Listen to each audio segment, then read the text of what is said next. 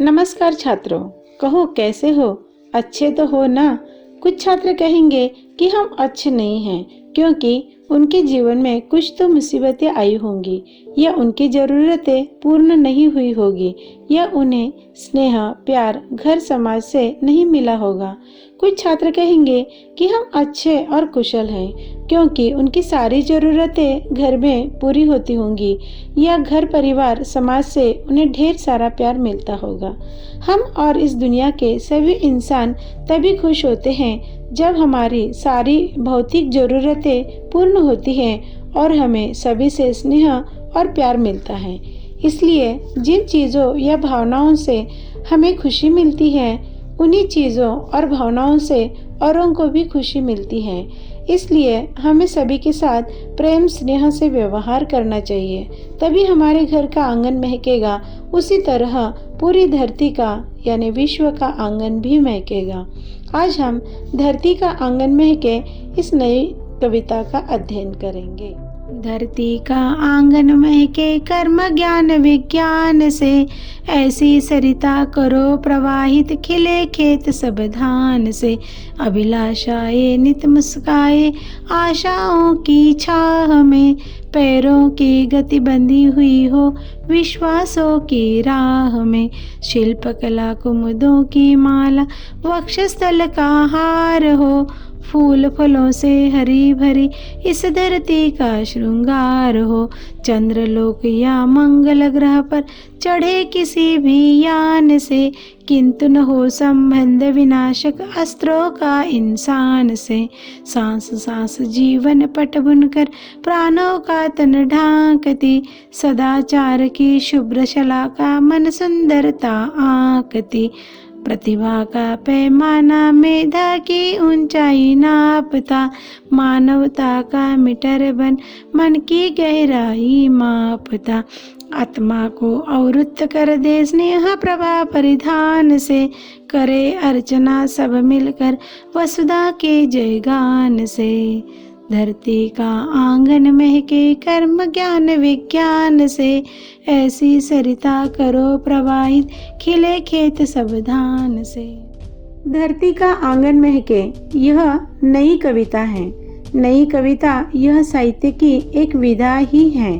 इस कविता के माध्यम से कवि कर्म ज्ञान एवं विज्ञान का महत्व बताते हैं। कवि कहते हैं कि विज्ञान से हम चाहे कितनी भी प्रगति कर ले, लेकिन शस्त्रास्त्रों से हमें मानवता को बचाना ही है। यह तब संभव है जब समाज में सदाचार, स्नेह और प्यार बढ़ेगा। कवि परिचय। धरती का आंगन महके इस कविता के कवि हैं डॉक्टर प्रकाश दीक्षित। इनका जन्म 1929 इटवा उत्तर प्रदेश में हुआ। इनकी मृत्यु 2012 में हुई। वे जीवन भर अध्यापक रहे। साथ ही अर्चना, मणिप्रभा, ज्ञानार्जन पत्रिकाओं के वे सफल संपादक रहे। अमर उजाला इस अखबार के पत्रकार भी रहे। इनकी प्रमुख कृतियां अर्चनांजलि, मंगल पथ, दोहावली, राष्ट्रीय स्वर आदि कविता संग्रह प्रसिद्ध हैं। हम जो कविता पढ़ने जा रहे हैं वह है धरती का आंगन महके। यहाँ पर धरती का मतलब न केवल अपने गांव, शहर, राज्य या देश से लेना है, बल्कि धरती का मतलब पूरी दुनिया, संसार लेना है। महके इसका अर्थ सुगंधित होना, खुशबू देना है। ताजे फूल ही महकते हैं। ताजे फूल उस पौधे पेड़ पर लगते हैं जिसे खाद, पानी, प्रकाश, मिट्टी भरपूर मात्रा में मिलती है। उसी तरह इस कविता में महके का अर्थ है इस संसार की सारी धरती पर रहने वाले सभी लोग सुखी खुशी से रहे। धरती का आंगन महके कर्म ज्ञान विज्ञान से, ऐसी सरिता करो प्रवाहित खिले खेत सब धान से। इसका अर्थ है धरती का आंगन का मतलब है सारा संसार। संपूर्ण दुनिया में लोगों ने अपने कर्म यानी काम से विज्ञान में हर क्षेत्र में प्रगति की है। खेती में भी हमें विज्ञान का उपयोग कर खेती में भरपूर फसल प्राप्त करनी है, जिसका लाभ लेकर सब सुखी हो सके। अभिलाषाएं नित मुस्काए आशाओं की छाह में, पैरों की गति बंधी हुई हो विश्वासों की राह में।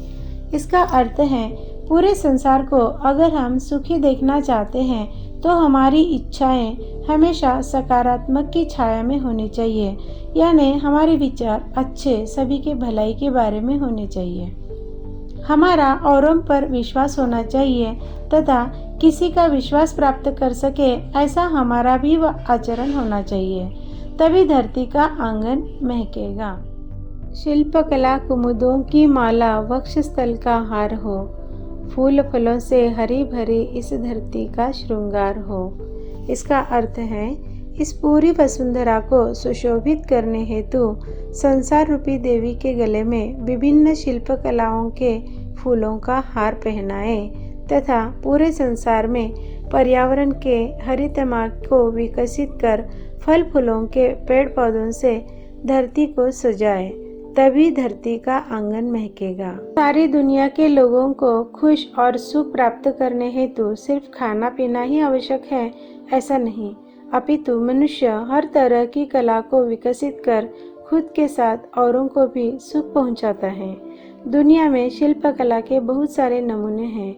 उनकी माला बनाकर संसार रूपी देवी को पहनाने से देखने वाले खुश होते हैं।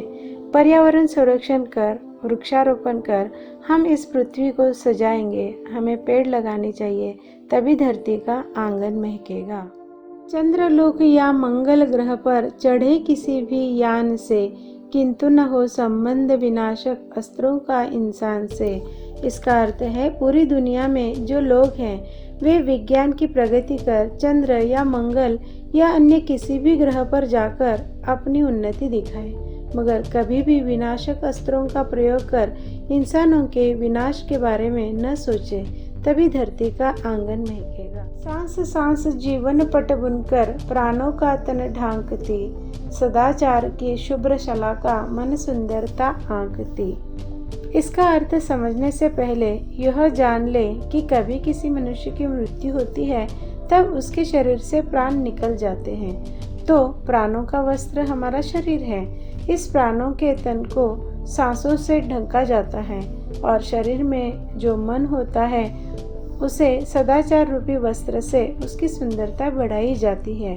पूरी दुनिया में सदाचारी लोग रहेंगे तो इस धरती का आंगन महकेगा। इस संसार में जो लोग हैं वे एक दूसरे से अलग हैं, जैसे रंग, रूप, ऊंचाई, चेहरे की बनावट आदि, लेकिन हर किसी का प्राण एक सा है।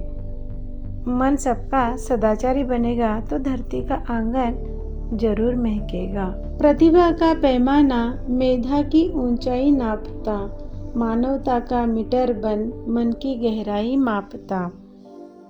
इसका अर्थ है मनुष्य बुद्धिमान प्राणी है, उसकी बुद्धिमत्ता प्रतिभा रूपी पैमाने से नापी जाती है। केवल बुद्धिमानी से काम न चलेगा, अपितु उसी बुद्धि से संसार के सभी जीवों की भलाई होनी चाहिए। ऐसी प्रतिभा सभी के पास होनी चाहिए। ये तभी मालूम होगा जब हर एक के दिल में मानवता हो, हर किसी के मन को पहचान लेंगे। मनुष्य को मनुष्य के साथ मनुष्य के जैसा व्यवहार करना चाहिए, चाहे वह किसी भी देश का क्यों न हो, तभी धरती का आंगन महकेगा। आत्मा को आवृत्त कर दे स्नेह प्रवाह परिधान से, करे अर्चना हम सब मिलकर वसुधा के जयगान से। इसका अर्थ है हम अपनी आत्मा को बार बार प्रेरित करें कि सभी के साथ स्नेह प्यार से रहें। जैसे हम अच्छे वस्त्रों से सजते हैं, उसी तरह हमें अपनी आत्मा को स्नेह प्रेम रूपी वस्त्र से सजाना है, यानी हमें सभी के साथ स्नेह प्रेम से रहना है। तभी हम खुद अपने मित्र परिवार, गांव, शहर तथा देश दुनिया के आंगन को महका सकेंगे। मराठी में एक प्रार्थना है, हीच आमुची प्रार्थना अन हेच आमुचे मागणे, माणसाने माणसाशी माणसा समवागणे। हीच आमुची प्रार्थना अन हेच आमुचे मागणे, मानसाने मानसाशी मानसा समवागने। मैंने समझा इस कृति में आपको धरती का आंगन महके इस कविता से क्या सीख मिली, या इस कविता की कौन सी पंक्ति आपको बहुत अच्छी लगी, इसके बारे में यहाँ संक्षेप में लिखना है। स्वयं अध्ययन में आपको भारतीय शिल्पकला संबंधी सचित्र जानकारी संकलित कर विशेष कलाकृतियों की सूची बनाने के लिए कहा है। आप तो जानते ही हैं कि भारत एक विविधतापूर्ण देश है। इसमें अलग अलग जाति धर्मों के लोग एकता से रहते हैं और उनकी शिल्पकला की शैली भी अलग अलग है। जैसे महाराष्ट्र में मंदिर मूर्ति बनाने की शैली और दक्षिण भारत में मंदिर मूर्ति बनाने की शैली भिन्न है। अखबार, मासिक पत्रिका, इंटरनेट से ऐसी शिल्पकला के नमूनों के चित्रों को इकट्ठा कर आकर्षक चित्र पुस्तिका एल्बम बनाकर जानकारी लिखो और विशेष शिल्पकलाओं के नमूनों की सूची बनाकर अपने कापी में लिखो।